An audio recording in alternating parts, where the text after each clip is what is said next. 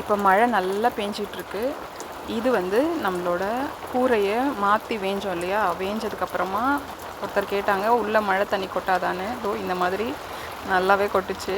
ஏன்னா நம்மளுக்கு ஓலை பின்னவங்க முன்ன மாதிரி நெருக்கி ஓலை பின்னாமல் ரொம்ப தள்ளி தள்ளி தள்ளி தள்ளி ஓலை பின்னிருந்ததுனால எல்லா பக்கமும் தண்ணி ஊற்றுச்சு. அதனால இப்போ மேலே நம்ம இந்த மாதிரி கழி இல்லைன்னா ரீப்பர் நம்மளுக்கு எது கிடைக்குதோ அதை வந்து அந்த பேனல் ஷீட்டோட அகலத்துக்கு அளந்து வச்சுட்டு இந்த மாதிரி ஓலைக்குள்ளே விட்டு எடுத்து நல்லா கட்டிடுவோம். கட்டிட்டு கீழே இருந்து நம்ம ஷீட்டை போட்டுட்டு போகிறோம். இது வந்து மூக்கொட்டை. முன்னாடி நம்ம குனிஞ்சு போகாமல் நேராக தலை இடிக்காமல் போகிறதுக்காக ஏற்றி கட்டின கூரை. அந்த கூரைக்கு இதுலேயும் அதே மாதிரி தான் கீழேருந்து ஷீட் போட்டு மேலே வந்து மூடிடுவோம். மூக்கொட்டையை இழுத்து கொட்டாய்க்கு உள்ளே விட்டதுக்கப்புறம் தான் நம்ம சுற்றி இந்த மாதிரி போட போகிறோம். ஸோ இதில் என்ன பண்ணுறோன்னா இந்த மாதிரி ஒரு சைடு மட்டும், அதாவது மேலே பக்கம் மட்டும் வந்து நம்ம கழி கட்டி எல்லாத்துலேயும் கழி கட்டியிருக்கோம்ல, அதில் மேலே பக்கம் மட்டும் நம்ம ஆணி அடிச்சுட்டே வந்துடுறோம். அப்போ தான் கீழே இருக்க கழியில் நம்ம ஏறி நிற்க முடியும். அப்படி ரெண்டு சைடும் நம்ம ஆணி அடிச்சிட்டோம்னா அதில் ஏறி நிற்கிறது வந்து நிற்கும் போது அந்த ஷீட் வந்து கிழியறதுக்கான நிறையா வாய்ப்புகள் இருக்குது. அதனால் இப்போ என்ன பண்ணுறோன்னா இப்போ பார்த்தீங்கன்னா தெரியும் கீழே ஷீட் தூக்கிட்டு இருக்கு பாருங்கள். அதனால் மேலே மட்டும் ஆணி அடிச்சுட்டே போயிடுறோம். இது பின்னாடி இருக்க மூக்கோட்டை. நம்மளுக்கு ரெண்டு வாசல் இருக்குது, முன்னாடி வாசல் பின்னாடி வாசல். இது பின்னாடி வாசலோட மூக்கோட்டை. இதுவும் அதே மாதிரி கீழே ஷீட் வச்சு கொஞ்சம் தூரத்துக்கு ஆணி அடிச்சுட்டு அதுக்கப்புறம் மேலே போடுற ஷீட்டை வந்து ஒரு அடிக்கு ஒரு அடி இல்லை ஒரு அடிக்கு கம்மியாக கூட நீங்கள் ஆணி அடிச்சுக்கலாம். அதே மாதிரி இந்த சைடும் கீழே கீழே லைட்டாக தெரியுது பாருங்கள் அந்த கேப்பில். ஃபஸ்ட்டு ஒரு ஆணியோ இல்லை ரெண்டு ஆணியோ அடிச்சுட்டு அதுக்கு மேலே போடுற ஷீட்டு நம்ம ஒரு அடிக்கு ஒரு அடி இந்த மாதிரி ஆணி அடிக்கணும்.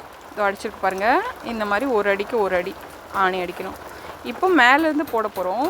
இப்போ அதே மாதிரி தான் இப்போ நிற்கிறாங்க இல்லையா, அந்த ஷீட்டு மேலே மட்டும் ஆணி அடிப்பாங்க.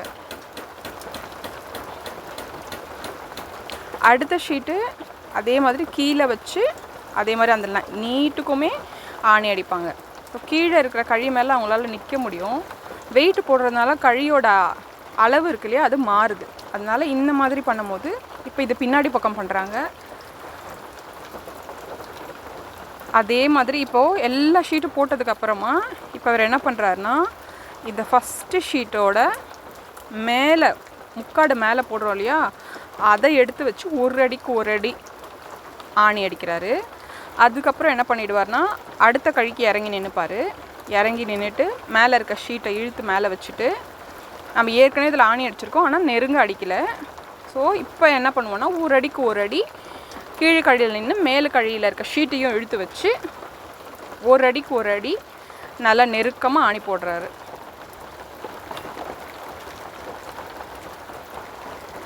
அந்த பக்கம் வந்து ஷீட்டை கொஞ்சம் நல்லா இழுத்து டைட்டாக பிடிக்கிறாங்க. ஏன்னா இது கொஞ்சம் ஃப்ளெக்சிபிளாக இருக்கிறதுனால கேப் வர்றதுக்கு நிறையா சான்ஸ் இருக்குது. அப்படியுமே நிறையா கேப்ஸ் வந்தது. இப்போ என்ன பண்ணுறோன்னா நம்மளுக்கு ரெண்டு செவ்வகமும் ரெண்டு முக்கோணமும் இருக்குது. ஸோ செவ்வகத்தை எடுத்துகிட்டு போய் முக்கோணத்தில் லெஃப்ட் சைடில் இருக்கு இல்லையா, அந்த முக்கோணம் அதில் விடுறாங்க. இப்போ இந்த மாதிரி விட்டதுக்கப்புறம் இந்த சைடில் நம்ம மடித்து விட்டோம் இல்லையா, அதெல்லாம் ஆணி அடித்து ஒன்று ஒன்றா முடிச்சுட்டே வந்துட்டோம். இப்போ மூக்கொட்டைக்கு லெஃப்ட் சைடில் ரைட் சைடில் ரெண்டு பக்கமும் ஆணியை வந்து அடித்து முடிச்சுருவாங்க. அதுக்கப்புறமா நம்ம இங்கே எடுத்து விட்டோம் இல்லையா, அதை வந்து முக்கோணத்தில் இருக்க ஷீட்டை உள்ளே தள்ளிட்டு அந்த பெரிய ரெக்டாங்கிள் இருந்தது இல்லையா, அந்த சைடில் நம்ம வெட்டி விட்டோம் இல்லையா, அதை வந்து இந்த சைடில் விட்டு அதையும் சேர்த்து ஆணி அடிக்கிறோம். அதுக்கப்புறம் கீழே வந்து லாஸ்ட் லைனில் வந்து நம்ம ஸ்க்ரூ பண்ணலாம் அப்படின்னு முடிவு பண்ணோம்.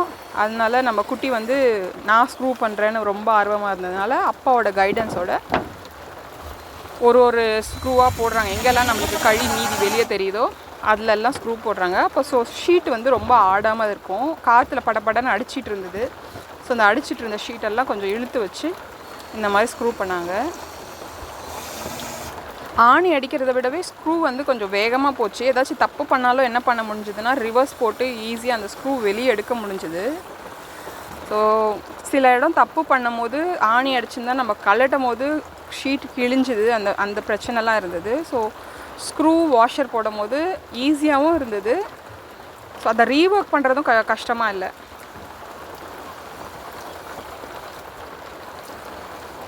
ஸோ இந்த மாதிரி வீட்டை சுற்றி எல்லா பக்கமும் நீங்கள் ஏற்கனவே சுண்ணாம்பு அடிக்கிற வீடியோ பார்த்துருப்பீங்க, வீட்டை சுற்றி சுண்ணாம்பு அடிச்சோல்லையே, அந்த மாதிரி வீட்டை சுற்றி அந்த முடிகிற பகுதி எல்லாத்துலேயும் எவ்வளோ தூரம் ஷீட்டு எட்டுதோ அதுக்கு ஃபுல்லாக நம்ம ஸ்க்ரூ பண்ணியாச்சு. இப்போ சொன்னேன் இல்லையா மழை பெஞ்சிட்ருக்குன்னு, நல்ல மழை. இப்போ பாருங்கள் வீட்டுக்குள்ளே தண்ணியே இல்லை. ரொம்ப நாளுக்கு அப்புறம் வீட்டுக்குள்ளே எங்கேயுமே தண்ணி ஊற்றலை. கூரையில் நிறையா பிரச்சனைகள் இருக்குது, அதே மாதிரி சில நன்மைகளும் இருக்குது.